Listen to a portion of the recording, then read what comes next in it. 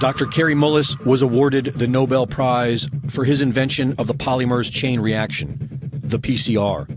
The PCR is a method of analysis and wasn't designed to test for a virus. Mullis explains why. And with PCR, if you do it well, you can find almost anything in anybody. It starts making you believe in the sort of Buddhist notion that everything is contained in everything else, right? I mean, because if you can amplify one single molecule up to something that you can really measure, which PCR can do, then there's just very few molecules that you don't have at least one single one of them in your body, okay? So that could be thought of as a misuse of it, just to claim that it's meaningful. The PCR test can potentially find anything you are looking for, depending on how high you turn it up.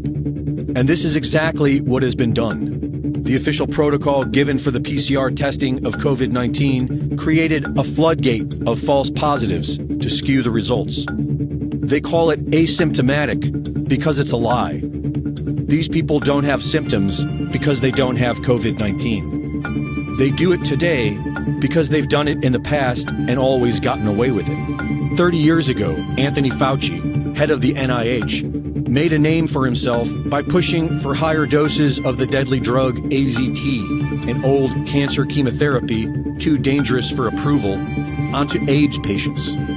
Kary Mullis was hired to measure HIV in people's blood samples with his PCR. He was working under the premise that HIV was the probable cause of AIDS. But when he went looking for the proof, he found there was none. They just made it up. What is that paper? Who do I go to for that? And I looked around, I asked a couple of virologists at that company, and they said, no, you don't have to reference. I said, I have to reference that because I don't know where that came from. How do I know that? And it turned out that nobody knew it. And I was getting really freaked about that. That's when I first started saying, they don't know. Nobody really knows. This whole thing is a big sham. Mullis pointed out how the CDC was losing money and how the HIV-AIDS connection brought their profits back in the black, and how the men at the highest levels were all in on it. Kary Mullis knew these men were dangerous. They don't want people like me walking up and asking them those kind of questions, and they're willing to go to great lengths to prevent that. They're out on a limb. I wouldn't want to be there with them. But he was still outspoken.